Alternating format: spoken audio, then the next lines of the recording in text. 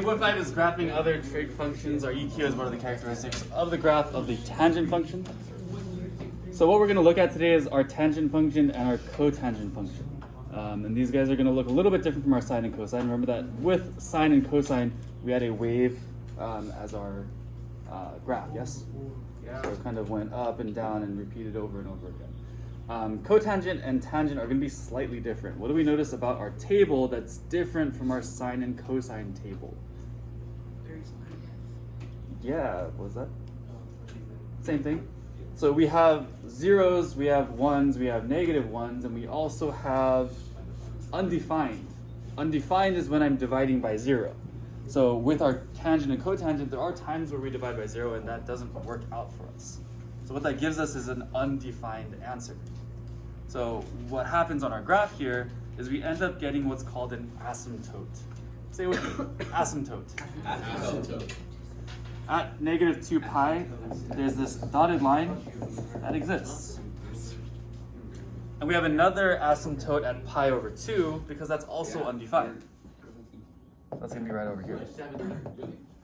My line is really quick here. What's worse here? There we go. So again, these are called asymptotes.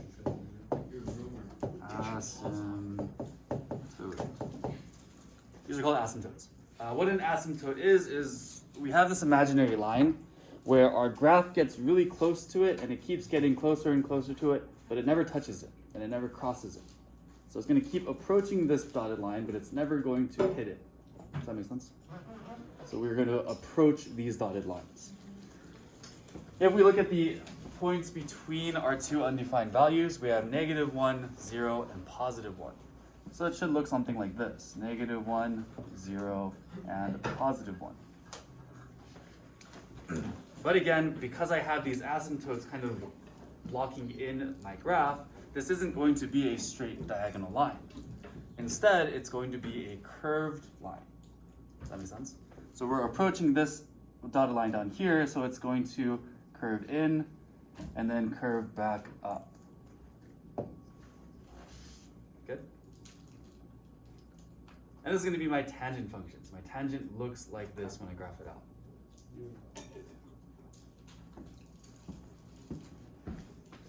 And our equation for this is going to be y equals a times the tangent of bx. And I think we are familiar with this, yes? So we have the same equation for our cosine for our sine, where we have our a and b values. Cool? Questions? Not bad?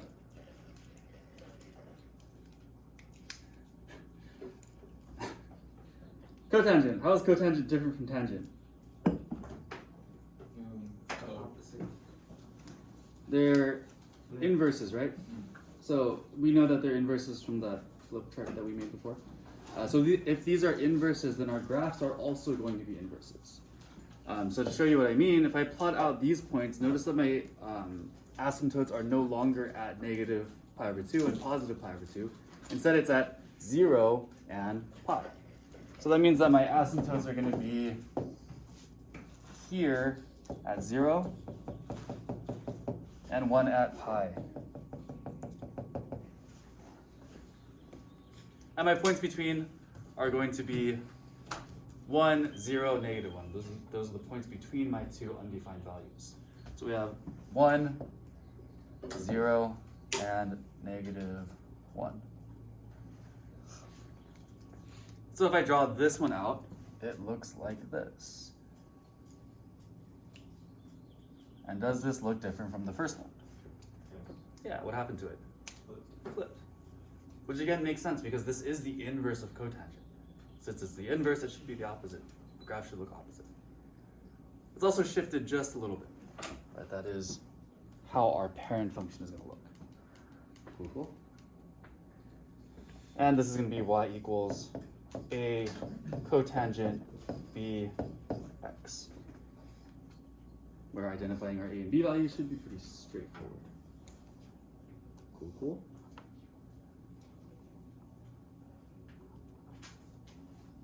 Any questions so far? These graphs are going to go on forever and ever in both directions, meaning that we're going to have this kind of repeat over and over again. So we'll get another curve here, another asymptote, another curve, another asymptote, and so on and so forth, both in the positive direction and the negative direction. To show you what I'm talking about, I will show you what this looks like on Desmos. So if I do tangent x, it looks like this. So again, this goes on forever and ever in both directions. Cool. Does that make sense? Questions on this? Okay. So I'm going to cut out quite a bit of our notes. Because again, I want to try to simplify this a little bit and yeah, just kind of make this a little easier on you guys. So I'm going to cut out all of this. Is that okay with you guys? Cool. So this is gone. We don't need to talk about this. What I do want to talk about is what's called a vertical stretch and shrink and a horizontal stretch and shrink. You guys have probably seen that on your homework assignments for the last few days, but I've had you guys skip them, yes? So I do want to talk about what a horizontal stretch and shrink is and what a vertical stretch and shrink is. Does anyone have like a rubber band or a hair tie? Yeah.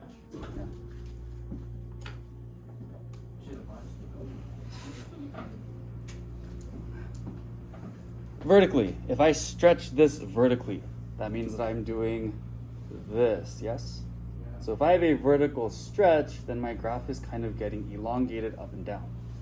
Shrink, if I shrink this down vertically, then I'm squishing it in, right? So my graph is going to kind of squish inwards. Horizontally, if I stretch this, then it's going outward, right? And if I shrink this horizontally, they're getting closer together. Does that make sense? So if I have a vertical stretch and shrink and a horizontal stretch and shrink, that same concept is going to apply to this graph. So if I stretch and shrink this vertically, I'm basically pulling the top and bottom of this graph and elongating it. If I shrink it, I'm compressing it. With horizontal, it's going to be kind of like an accordion, where like I can pull it apart and they get further away from each other, or I can push them together and they get closer together. Does that make sense? Visually, Desmos is nice because you can add these sliders to this. So I'm going to add in my A and B values.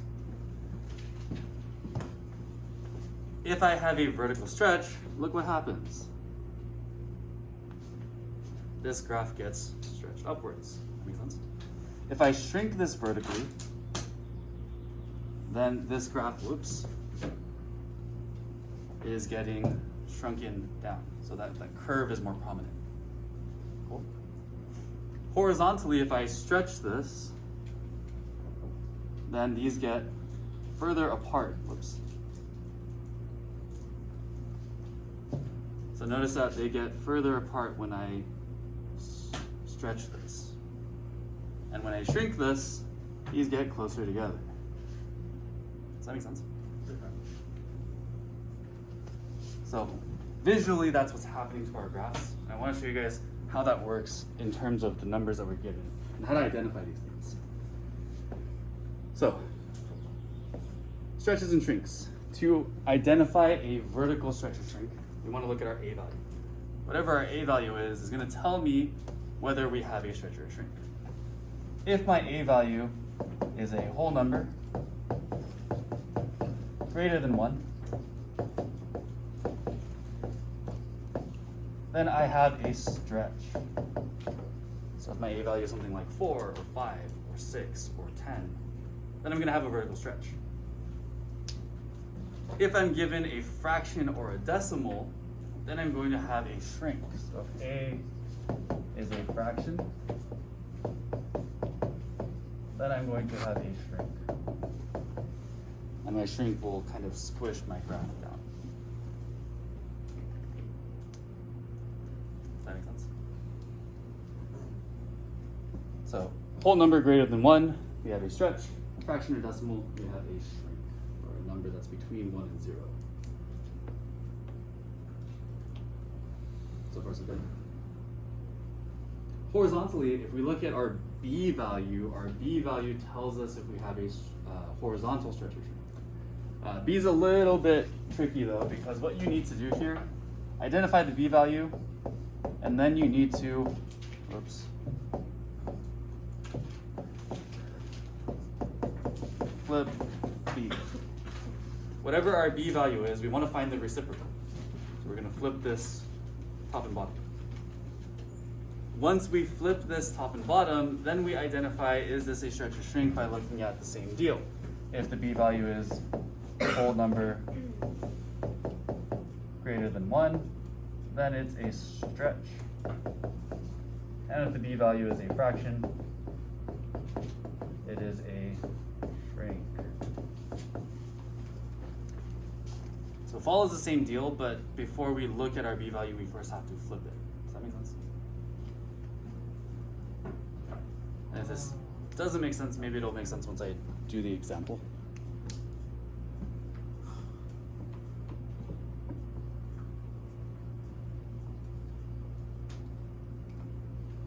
Good.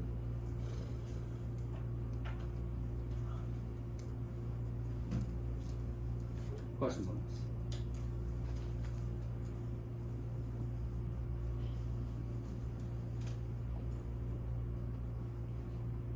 So take a look at example 1. Identify our A and B values here. What is our A value? What is our B value? 2 and 3. Yeah, my A value is 2, my B value is 3.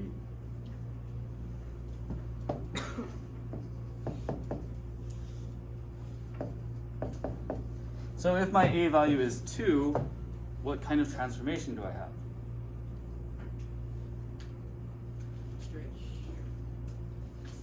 Yeah, this is going to be a vertical stretch because my A value is greater than 1, right?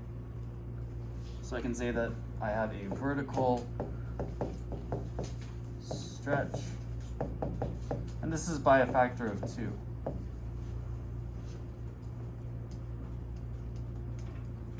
Cool.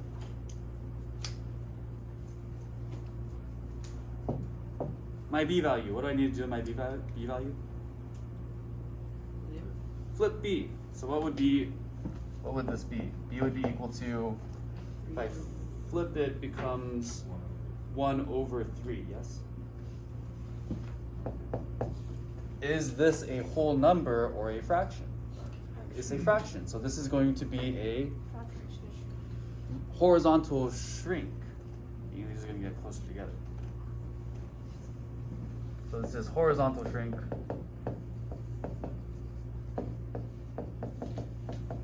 By 1 over 3.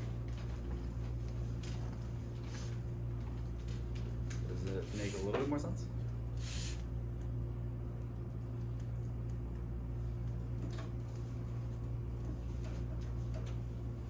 Cool.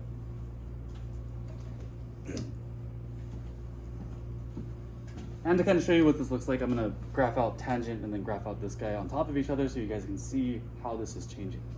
So if I do tangent of x and then 2 tangent, let's do this. If I do tangent x and I do 2 tangent 3x, you can see that it is shrunken in, they've gotten close together, and it's stretched, these lines are getting straight. This kind of hurts your eyes. It'd be nice to zoom in a little. I can't zoom in, it's fine. Does that make sense? Cool.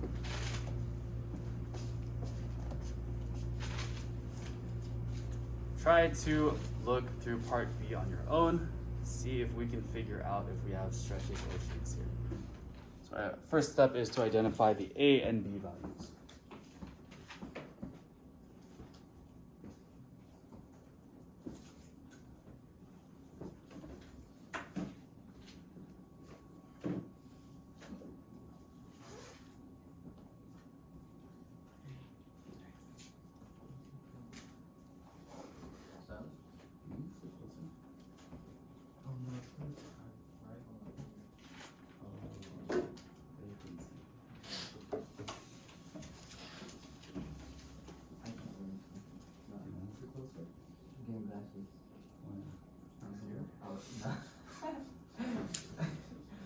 after my frames and Sunday. They said Sunday. But I want to do it before something. Whenever we're looking for horizontal, we always have to do it.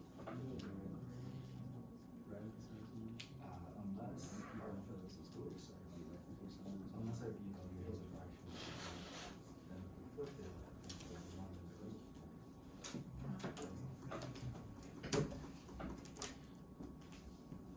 you should type 19. You should type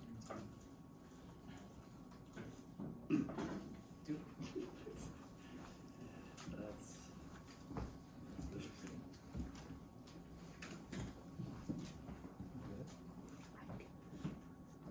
Beautiful.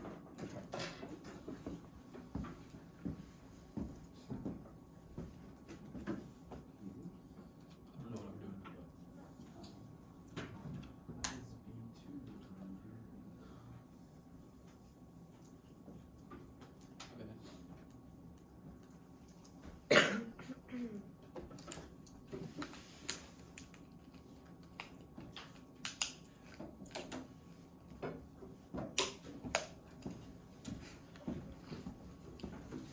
Alright, what's my A value?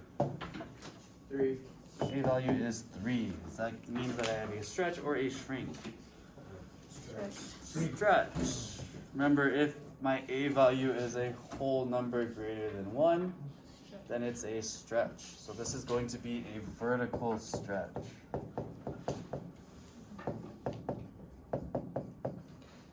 What's my V value? 2. What do I do with this 2? Flip it. Is this flipped version a fraction or a whole number? Fraction. So it's going to be a horizontal shrink.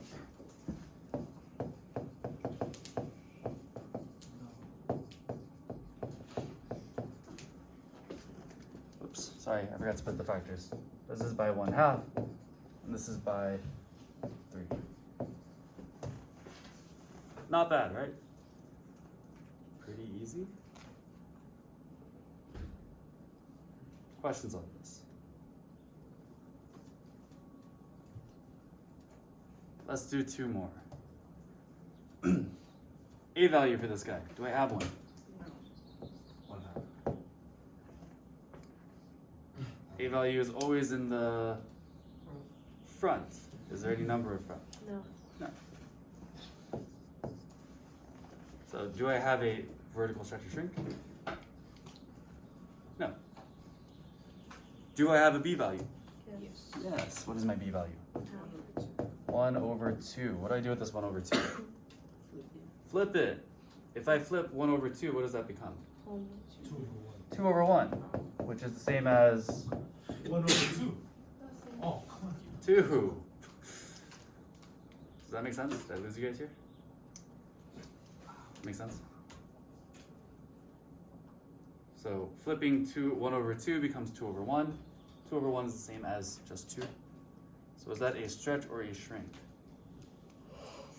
Stretch. So this is a horizontal stretch.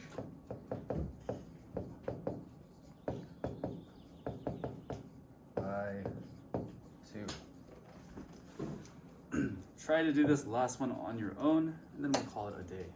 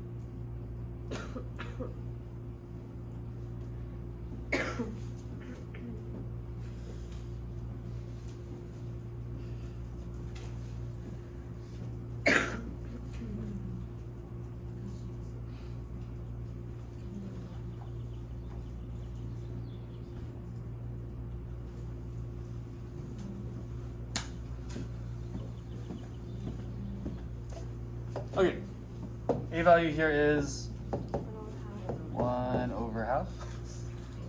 1/2. That is a vertical Check. No. shrink, right? Remember, any fraction or decimal is going to be a shrink by a factor of 1/2.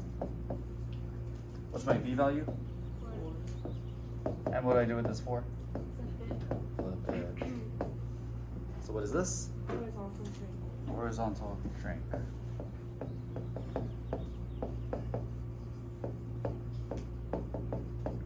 And this is by a factor of 1/4. Cool? Questions on this? Not bad, right? Basically, all we're doing is identifying a and b and telling whether or not it's a fraction or a whole number. So, quick summary, this is the end of this set of notes, and this is the end of chapter 8. So we are done with chapter 8. Tomorrow we'll do a little